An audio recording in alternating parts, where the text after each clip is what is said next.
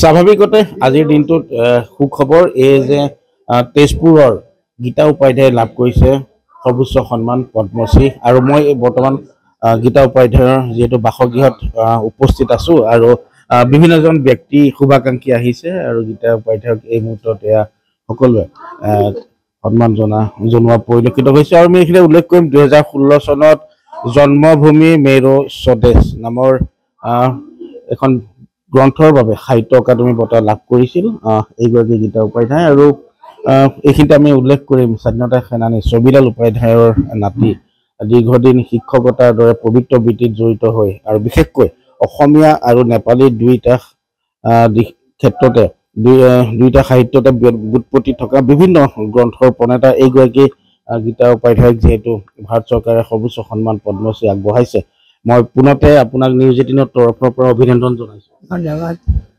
ক'ব অনুভৱ কেনেকুৱা? ভাল লাগিছে, মানুহজনো আহিলে এনেকে ভাল লাগে, ইণ্টাৰভিউ ল'লেতো আৰু ভাল লাগে। বয়সৰ কিছু আচুৰ পৰিছে, এতিয়া আপোনাৰ কিমান হৈছে বয়স?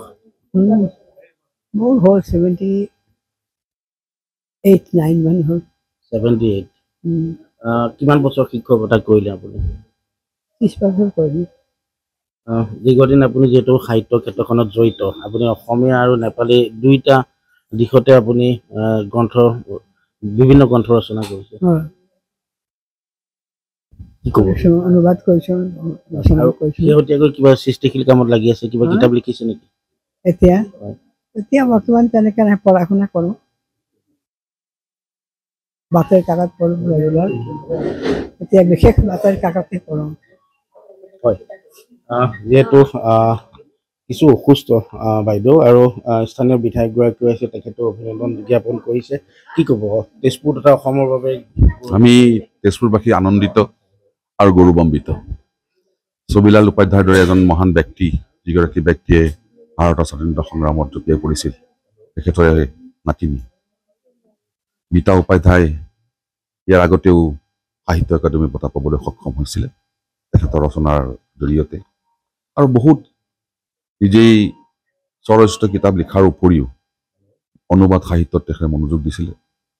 অসমীয়াৰ পৰা নেপালীৰ অনুবাদ, নেপালীৰ পৰা অনুবাদ, এই কামবিলাক কৰি কৰি তেখেতে এই দ্বিতীয়বাৰ পদ্মশ্ৰী উপাধি পাবলৈ সক্ষম হৈছে। একাডেমি দুবাৰ পাইছে এইটো, আৰু প্ৰথমবাৰৰ বাবে এইটো পদ্মশ্ৰী উপাধি পাবলৈ সক্ষম হৈছে আৰু আমি সকলোৱে আনন্দিত আৰু গৌৰৱান্বিত।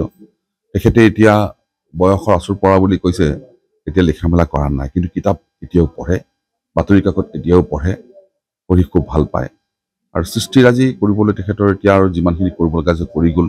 যিখিনি পাব লগা আছে আমি অসম চৰকাৰৰ জৰিয়তে আমি দিবলৈ সক্ষম হৈছোঁ, তাৰ বাবে আমি আনন্দিত হৈছোঁ। নিশ্চিতভাৱে যিহেতু উল্লেখ কৰিছোঁ আৰু এই মুহূৰ্তত বিভিন্ন ব্যক্তি আহিছে বা অনুষ্ঠানৰ প্ৰতিনিধি আহিছে আৰু সকলোৱে গীতা উপাধ্যায়ক এই মুহূৰ্তত বিশেষভাৱে সম্বৰ্ধনা জনোৱা পৰিলক্ষিত হৈছে। আপুনি বিচৰা বাতৰি পাব কেৱল নিউজ 18 এপত। নিউজ 18 এপ ডাউনলোড কৰিবলৈ স্কেন কৰক এই QR কোড। গুগল প্লে ষ্টৰতো পাব এই নিউজ 18 এপ।